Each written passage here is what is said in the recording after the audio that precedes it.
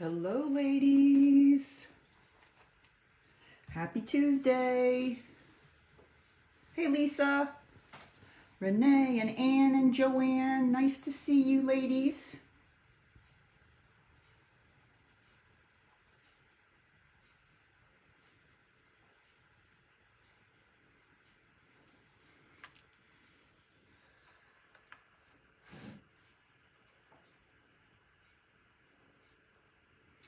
All right, it says 7 on my clock.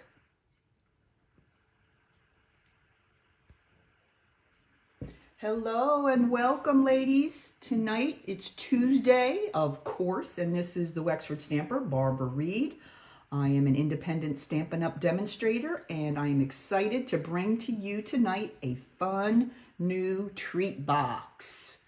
So glad to see everyone out there. Hope you got a chance to enjoy the weather.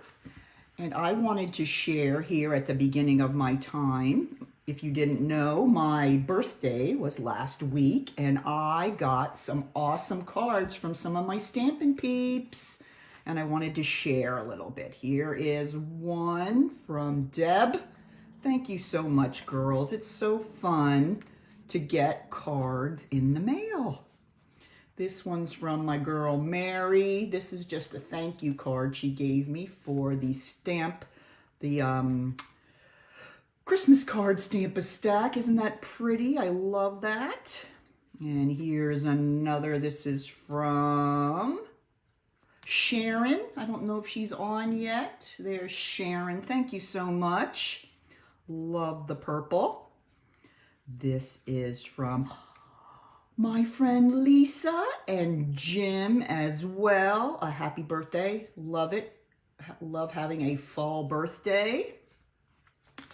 And here is a birthday card from my girl Mary. Belly band. And look at this fancy opening here. How about that? That is super cool. I love it. I love this. I'm going to have to ask her how she did this. Looks great. And then a belly band across to hold it closed. Pretty nice. And we got one from my friend Deb Wallace. And then she also sent me this card because she wanted to show me these new shaker cards she had found from Queen and Company. I know they're not Stampin' Up, but super cute. Little shakers in the window there. I think that could probably be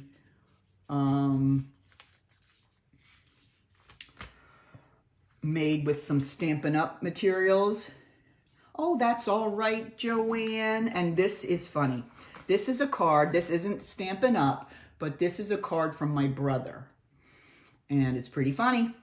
But this really reminds me of my dad. This is just like my dad's swimming suit when we used to go to Ocean City in the summer.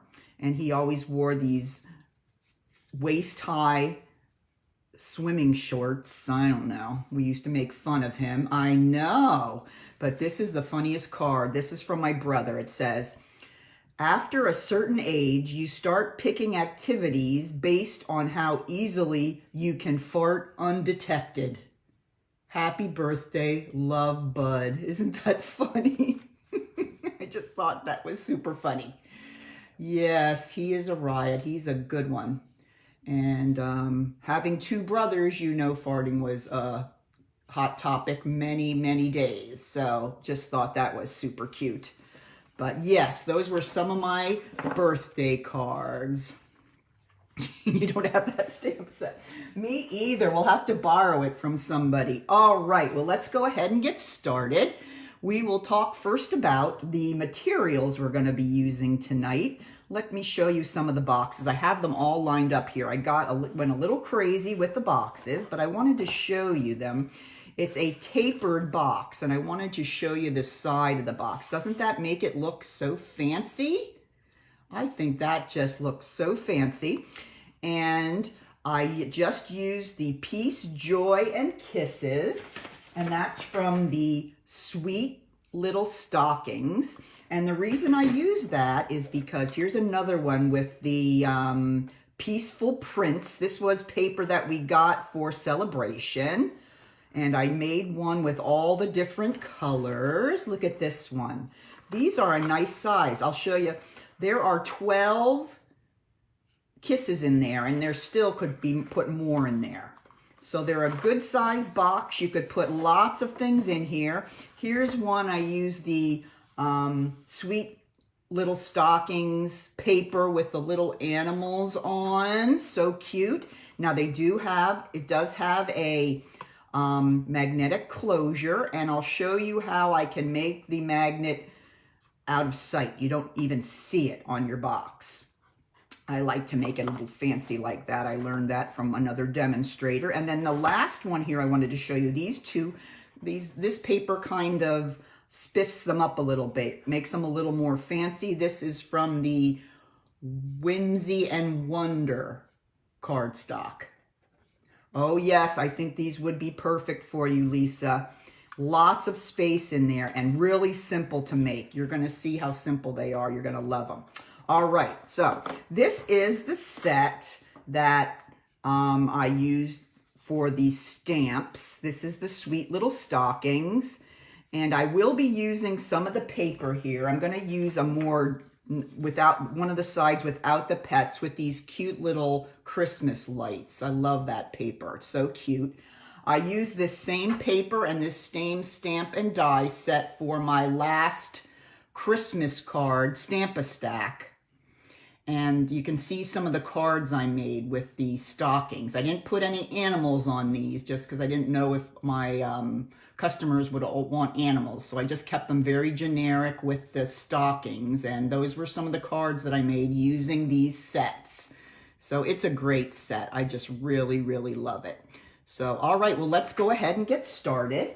Now, as usual, when this Facebook Live is over, you will be able to get a downloadable PDF off of my blog. And if you don't remember my blog address, it's www.thewexfordstamper.blogspot.com. Just head right over there and you can get this and download it if you'd like to have a hard copy of it.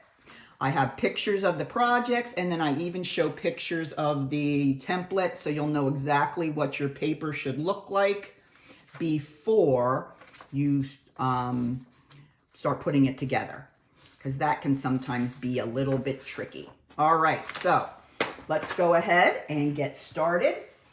We're going to start with a piece of balmy blue. I pulled out the blue color in this pretty paper with the little Christmas lights. And this piece of paper is cut at 7.5 by 9 3/4. So that's what we start with. I'm going to grab my scoring tool and we're going to do a little bit of scoring here. Let's do the short side first. On the short side, we score at 2 1/4 from both sides. So I'm going to do 2 1/4. Then I'm going to spin it. If I can get my finger under it. There. So my score line's now over there, and I'm just going to do another 2 1/4. Okay, so 2 1/4, flip it 180 degrees, 2 1/4. Now we're going to go up on the long side. This is the 9 3/4 inch side.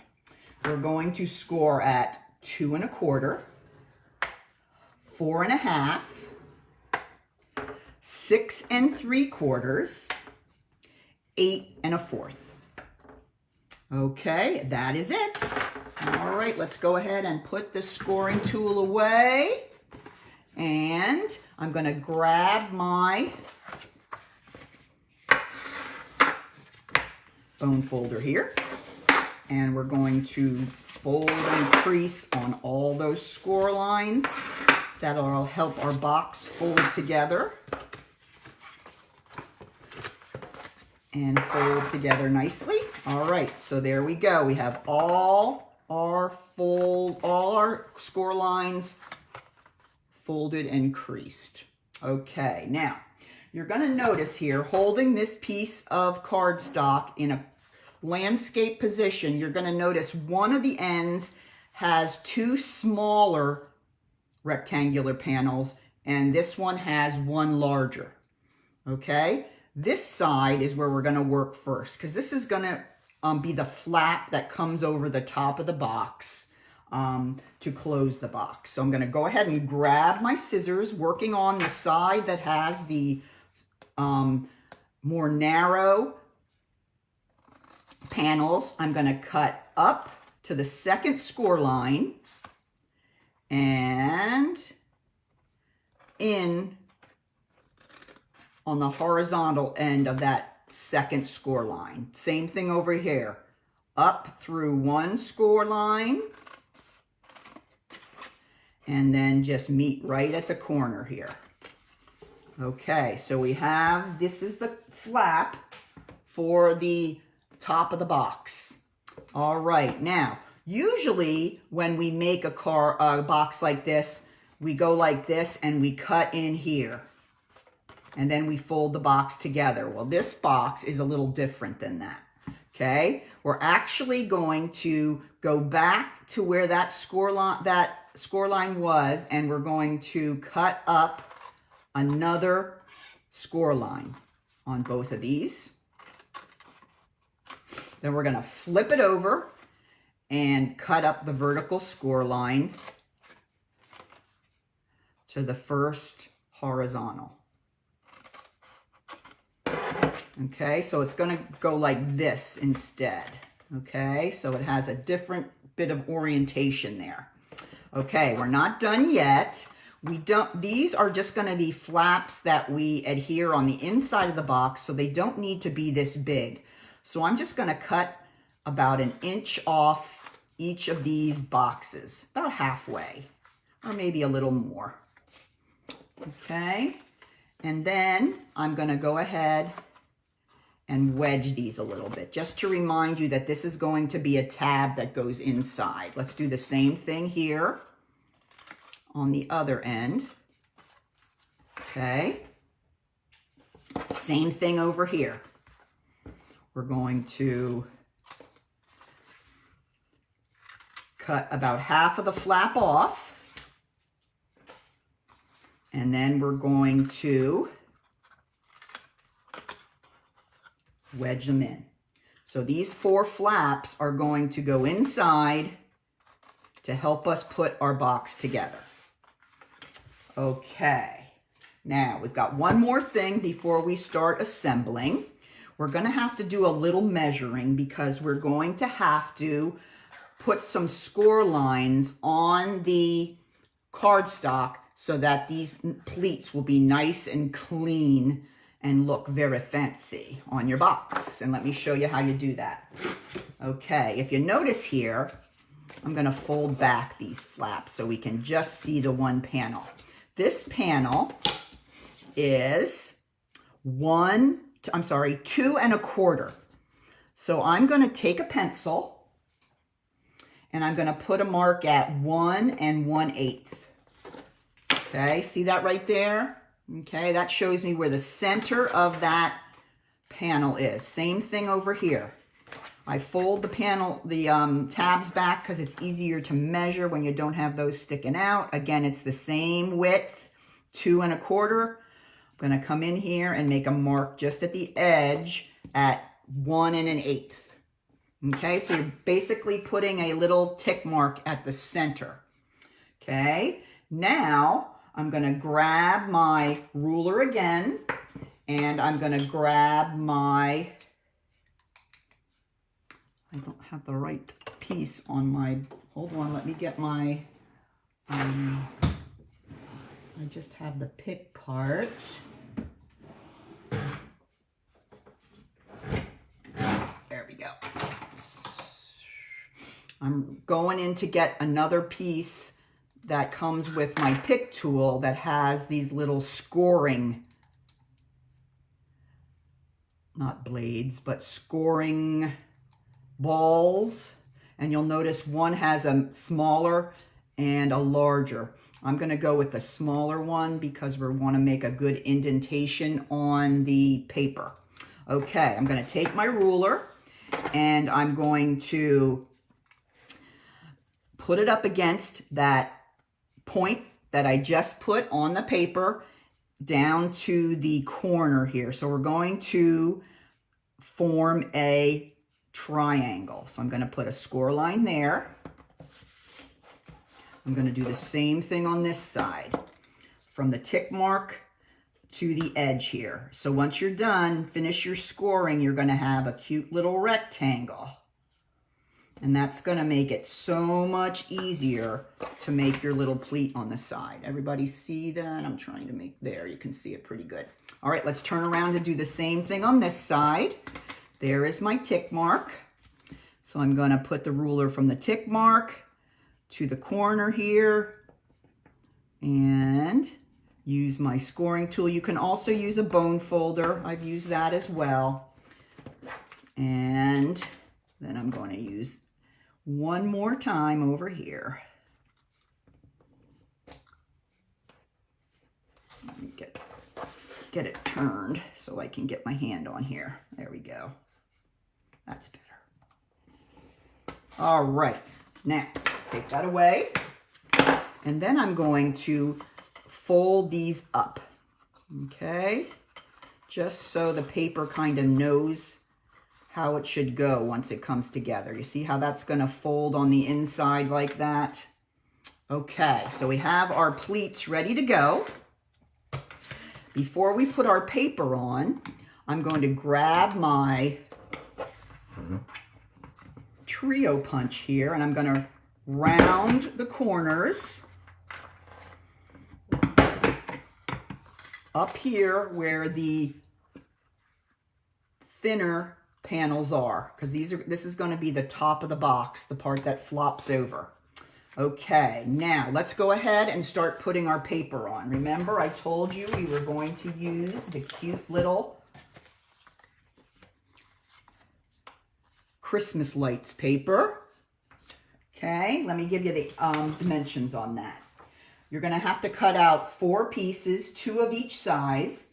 The larger one is 2 7/8 by 2 1/8. You have 2 of those, and the smaller are 2 7/8 by 1 3/8. Yep, it is. It is a favorite punch of mine as well. All right, so we're going to go ahead and put a piece right here on the flap, but before we do that, we are going to have to grab one of the magnets. Now, many of you may already have the magnets. I did, if you're interested in buying some, I put the link, the Amazon link on my blog so that you can buy some. But these are great. They're tiny little magnets, but boy, are they strong. These are 8 millimeters by 1 millimeter. Okay, and they are strong. So you want to pull 2 out of the container, and then you want to put them really far apart so they can't get near each other. And you're going to put a glue dot on one of them. Okay, remember I'm showing you a way that you can put these on without them being seen on the box. So you're kind of being tricky for the recipient. So I'm going to go ahead and put that right there on that first panel there. And just push it down with the glue dot. Okay, now this is the piece of paper that's going to go over that, but before I put it on, I'm going to have to grab that trio punch again, and I'm going to round those 2 edges before we put it on. Okay, then I'm going to go ahead and grab my Tombow, and you want to be careful not to get the magnet too close to the edge. You want to have a bit of paper so that the designer series paper has somewhere to stick to. Okay, don't put it too close to the edge. Then I'm just going to put it right on the panel and just push down around the magnet. Okay, so it's kind of hiding underneath there now. Okay. Oh, you'll find them. I'm sure you will, Lisa. All right, then the second piece, that is the smaller piece just like the piece I put on does not need its corners rounded. We just go ahead and put it right next to that one there. Okay. Then the last one we put on for now is going to be this one here. Now, if your paper has an orientation, this one obviously doesn't, you're going to want to put it upside down on this panel, because this is going to actually be the back of the box, and it's going to be upside down if you put it the exact same orientation as the other two. So if it has an orientation, make sure you're gluing that one on upside down. All right, so there's the 3 panels there. All right, before we put the last panel on now, we're going to glue the box together. All right, so you're going to grab your Tombow and you're going to put a little bit of Tombow on each of these tabs.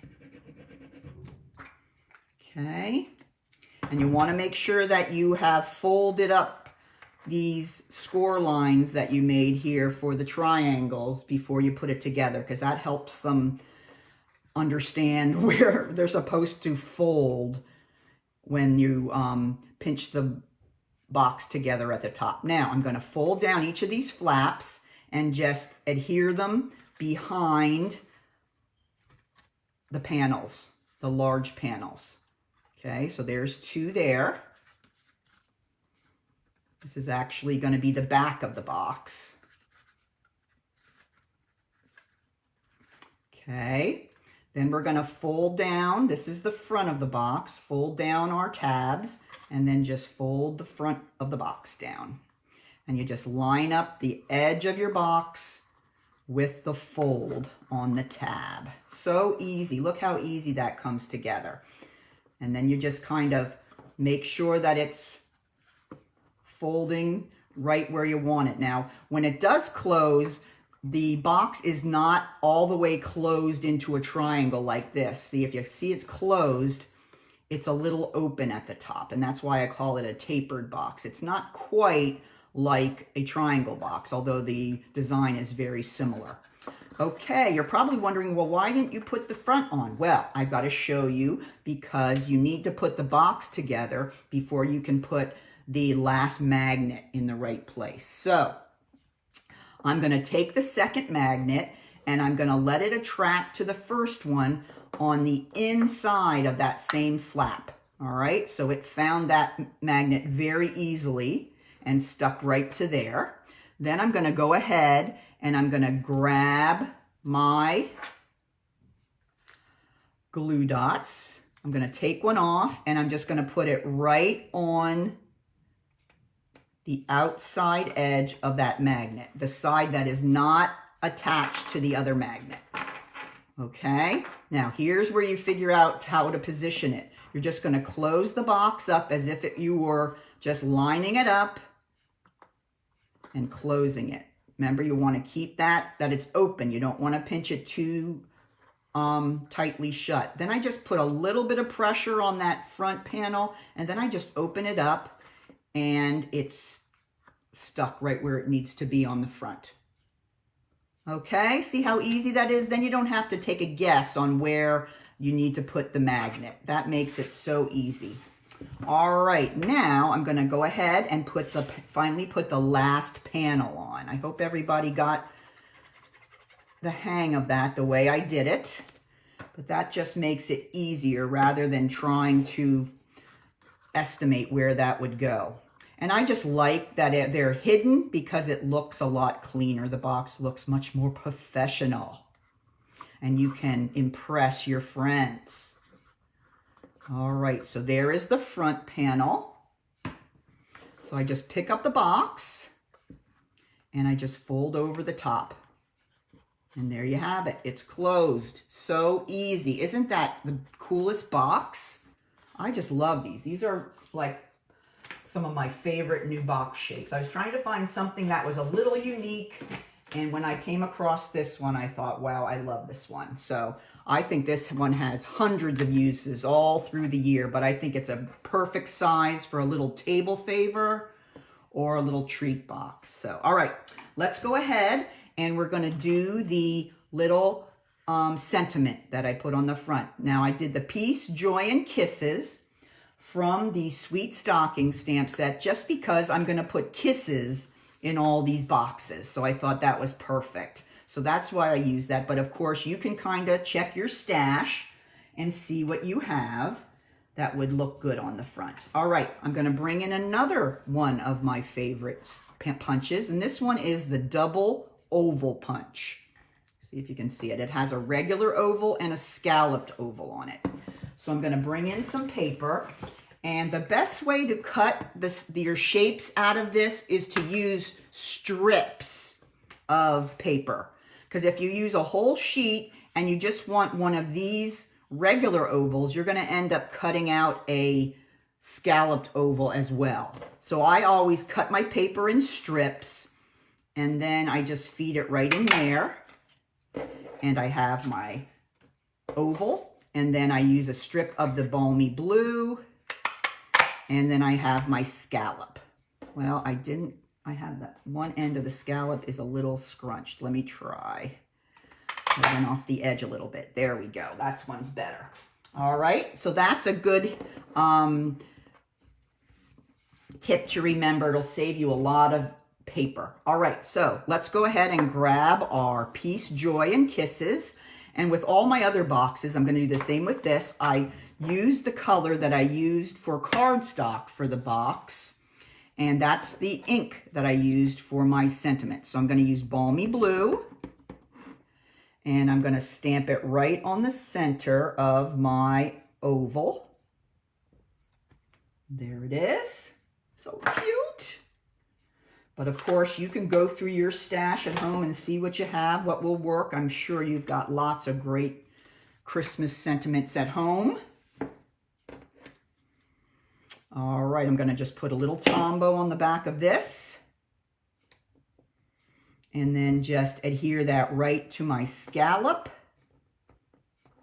And then the final thing I'm going to do is I'm going to grab my dimensionals. Put 2 dimensionals on the back of my scallop. And then that will go on the front of the box. And I have just not halfway, maybe a third of the way is going off the bottom. Okay, most of it is on the top flap. It's really up to you, however you like, but that's the way I do it. So your recipient can just grab the label and just open it right up and close it right down. So very simple design, just very clean and easy to make and holds lots of great stuff. So I can't think much better box to use for a cute little table favor. This would be great. So I hope this one will work for you, Lisa. I think it's a great, great idea. So that is my tapered treat box for this evening. Thank you so, so much for joining me. I hope you enjoyed the tutorial. And I did want to show you, I have an event coming up and we are making tags and gift card holders. So if you get the kit, which is $25, you get to make 4 of each of the tags. There's 3 tags there. The Santa, the penguin, and the reindeer. You'll get 3 of each of those, 4 of each of those for a total of 12 tags. And then you can make 3 of the gift card holders, which were on the right-hand column there. I'm taking orders for the kits until the 20th of November, so you still have plenty of time. You should have gotten an invite on Facebook. And if you didn't, just message me and I will make sure you do. So if you'd like to join us for that, I had to change the date to December 2nd because we are going to Clemson for another football game, and I'm excited about that. So we're going to move it to December 2nd. If you can't make it on that day, remember, I can always get you a to-go kit. This is going to be a fun class. All righty. Thanks for joining again this evening. And next week, we'll have another great Christmas treat box holder. So stay tuned and we'll see you next Thursday. How about next Tuesday? and have a wonderful week and enjoy this nice warm weather. And keep stamping. Take care. Bye-bye.